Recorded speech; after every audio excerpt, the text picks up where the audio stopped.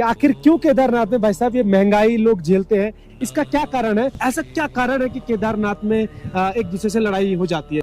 मानते हैं हम, थोड़ा घोड़े खच्चर वालों से दिक्कत हो जाती है। कुछ लोग ऐसे हैं कि वो रास्ते में जरा पकड़ के नहीं ले जाते हैं घोड़े। ये घोड़े यहाँ की रीढ़ की हड्डी है। घोड़े चलाने हैं तो एक बार ट्रेनिंग करिए। वैसे केदारनाथ की यात्रा पुराने जमाने में बुजुर्गों की थी। तो नमस्कार दोस्तों, स्वागत है आपके हमारे इस YouTube चैनल में। मेरा नाम है महेश नैनवाल और मैं फिलहाल हूँ केदार घाटी में।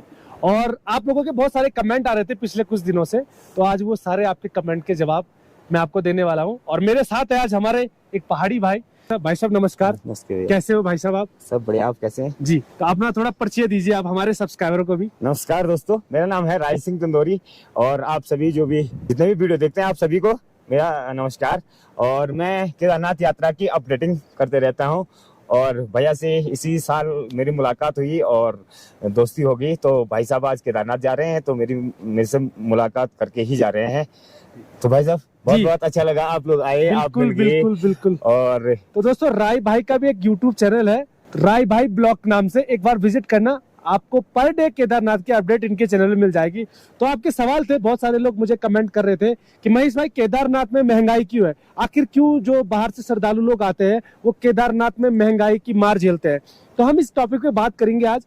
जो भी लोग नए इस चैनल में आए हैं तो प्लीज चैनल को सब्सक्राइब कीजिए और वीडियो अच्छा लगे तो वीडियो को लाइक करना और अपने दोस्तों के साथ भी शेयर करना। तो चलते हैं टॉपिक पे बात करते हैं। हमारा टॉपिक था कि आखिर क्यों केदारनाथ में भाई साहब ये महंगाई लोग झेलते हैं, इसका क्या कारण है, तो हमारे राय भाई बताएंगे।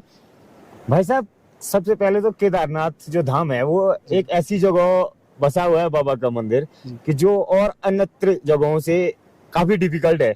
क्योंकि यहाँ की जो भौगोलिक परिस्थितियां हैं वो अलग हैं एकदम। आप देख सकते हैं सब जगह से ऐसी संकरी संकरी सी पहाड़ियां हैं, बारिश होती है तो लैंडस्लाइड होता है।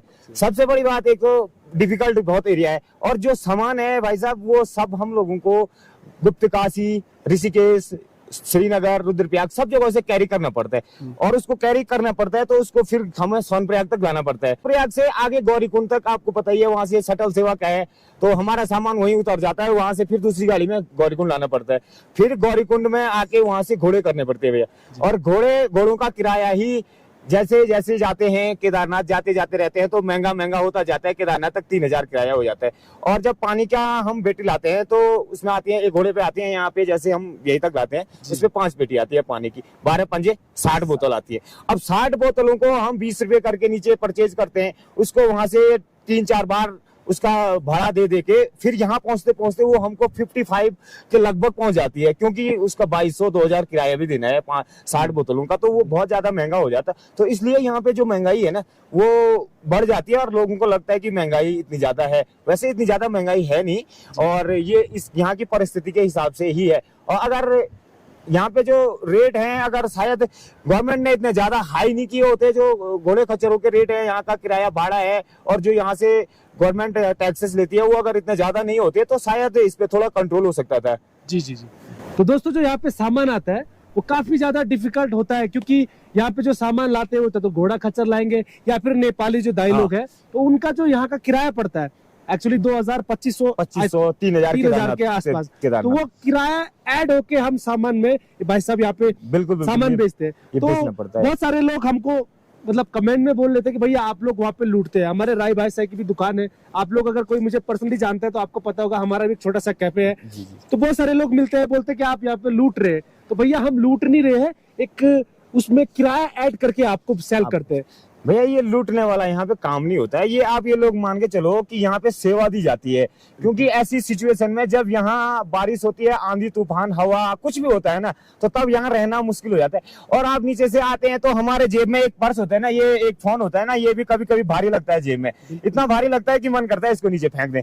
अरे सामान तो कैसे आता होगा। और इस सारी परिस्थितियों में जैसे घोड़े खच्चर हैं, मानते हैं हम, थोड़ा घोड़े खच्चर वालों से दिक्कत हो जाती है। कुछ लोग ऐसे हैं कि वो रास्ते में जरा पकड़ के नहीं ले जाते हैं घोड़े, और ज्यादा हो गए हैं घोड़े खच्चर तो इस वजह से थोड़ा दिक्कत हो जाती है यात्रियों को चलने में। अदरवाइज जो यहाँ की सिचुएशन है ना, यहाँ पे घोड़ों के अलावा भी ये घोड़े यहाँ की रीढ़ की हड्डी है बिल्कुल बिल्कुल। केदारनाथ यात्रा में। अगर घोड़े नहीं होंगे तो यहाँ सामान आएगा ही नहीं। हम लोग अपने लिए खाने के लिए तो ला नहीं सकते हैं पूरा बैग भर के, 2 दिन की यात्रा है, 2 दिन के लिए हम पैदल ही नहीं चल पाते हैं केदारनाथ के लिए। तो उसमें अगर पीठ में सामान लाएंगे पूरी सिचुएशन, तो वो तो ला ही नहीं सकते हैं, वो मुश्किल है। तो घोड़े खच्चर भी यहाँ जरूरी है। और मतलब यहाँ के जो सिचुएशन ही ऐसी डिफिकल्ट है कि यहाँ पे सभी चीजों के साथ कोऑपरेट करना पड़ता है। और अगर सभी लोग यात्रा पे आते हैं तो मैं हमेशा वही कहता हूँ कि आप लोग थोड़ा समझिए और यहाँ की परिस्थितियों को समझना जरूरी होता है, क्योंकि ये धाम ही ऐसा है। और यहाँ के अब आप आगे आगे भी जाएंगे तो आपको पता लग जाएगा। कुछ दिन पहले ऊपर में बहुत ज्यादा बादल फट गए थे ऊपर की चोटियों पे, तो यहाँ तो रात को तो जीना मुश्किल हो गया था। दिन में तो थोड़ा सा आदमी सुकून से जी लेता है, मगर जब रात होती है तो इन परिस्थितियों में यहाँ रहना पड़ता है। और फिर बाद में जितना भी यहाँ हम लोग ये सारा सामान वगैरह यहाँ पे दुकानें बनाते हैं, कुछ भी है, ये वापस भी ले जाना पड़ता है। अब सिलेंडर है भाई साहब, सिलेंडर का यहाँ पे नीचे से भाड़ा 2 सिलेंडरों का 2500-3000 देना पड़ता है। उसके बाद आप ये मान के चलो कि उसका खाली सिलेंडरों का भी भाड़ा देना पड़ता है वापस ले जाने का। तो फिर महंगा तो होगा ना थोड़ा बहुत, वो तो अपनी जेब से तो हम दे नहीं सकते है ना। तो बात यह है कि इसलिए थोड़ा सा जरा महंगा लगता है, मगर अगर सरकारी इसमें कुछ कर सकती है, बाकी हम लोग तो कुछ भी नहीं कर सकते इसमें। अगर गवर्नमेंट चाहे तो गवर्नमेंट यहाँ के बारे में कुछ नया सोच सकती है, तीर्थ भक्तों के बारे में और यहाँ के जो बिजनेस करते हैं घोड़े खच्चर या किसी के बारे में। बाकी हम लोगों का तो भैया थोड़ा सा रोजगार भी है और सेवा भी दे ही रहे हैं, सेवा के साथ साथ रोजगार भी यहाँ पे होता ही है। तो थोड़ा हमारा घर परिवार भी चल जाता है इन चीजों से, और सभी का चलता है जितने लोग भी इस केदारनाथ यात्रा पे अपना कारोबार करते हैं और यहाँ से जो जुड़े हुए हैं। तो बाकी ऐसे लूटपाट वाली तो बात नहीं है, मगर यहाँ अगर परिस्थितियों को समझे तो आदमी बहुत सारे समझदार भी आते हैं और वो लोग समझते हैं जी। तो राय भाई एक और हमारा सवाल है आपसे कि यहाँ पे जो यात्री लोग आ रहे हैं, खासकर जो युवा वर्ग है, ऐसा क्या कारण है कि केदारनाथ में एक दूसरे से लड़ाई हो जाती है? खच्चर वाले और युवा वर्ग, खासकर जो युवा लोग हैं, ये आपस में क्यों भिड़ जाते हैं? ये भी सवाल था लोगों का। भैया मैं आपको बताऊं, जैसे गोस्वामीप्रयाग से आते हैं जी, तो अभी हमारा नया वर्ग क्या हो गया ना, नए लड़के हो गए ना, हमको फैसिलिटीज चाहिए, हर चीज की सुविधा चाहिए। अब रास्ते में हमें चाहिए कि हम सीधे बिल्कुल रास्ता ऐसा हो, इजी हो। बहुत सारे लोग तो ऐसे आते आते बोलते हैं बाबा इतनी दूर काहे को बैठ गया। हाँ बोलते हैं, बहुत सारे बोलते हैं। और घोड़े वाले भाई हैं वो भी कुछ अनट्रेन है, घोड़े वालों को भी ट्रेनिंग देने की जरूरत है। और जो ये हमारे जैसे लोग आते हैं ना नीचे से, वैसे केदारनाथ की यात्रा पुराने जमाने में बुजुर्गों की थी। पहले हमारे दादा परदादा सब बताते थे कि केदारनाथ में 60-70 साल से ऊपर के लोग आते हैं, ये मोक्ष धाम है, यहाँ यात्रा करके फिर मोक्ष बद्रीधाम भू बैकुंठ धाम बद्री के दर्शन करने पड़ते थे बद्रीनाथ के। अब तो सभी ने एक ट्रेंड बना लिया, सब लोग सेल्फी खींचने आ रहे हैं, फोटो खींचने आ रहे हैं केदारनाथ में। बस बाबा के मंदिर पे जाओ, वहाँ पे 2-4 सेल्फी खींच लो और इधर एंजॉय करने आते हैं। तो वो जो लोग एंजॉय करने आते हैं ना, वो लोग ऐसे भिड़ जाते हैं रास्ते में लोगों के साथ। और फिर यहाँ पे जो मेहनत करते हैं, घोड़े खच्चर वाले हैं या कोई पिट्ठू कंडी वाले जो भी हैं, मेहनत करते करते भाई साहब थोड़ा सा आदमी का पारा हाई होता ही है। बिल्कुल होता ही है थोड़ा सा। हम खाली में अगर वो लोग मेहनत कर रहे हैं, दिन के चल रहे हैं, नीचे से 16 ऊपर 16 डाउन अप डाउन कर रहे हैं, तो थोड़ा उनको मतलब माइंड थोड़ा हाई होता ही है। और उसमें अगर हम खाली चल के उनके साथ बदतमीजी करेंगे तो थोड़ा लड़ाई झगड़े तो होंगे।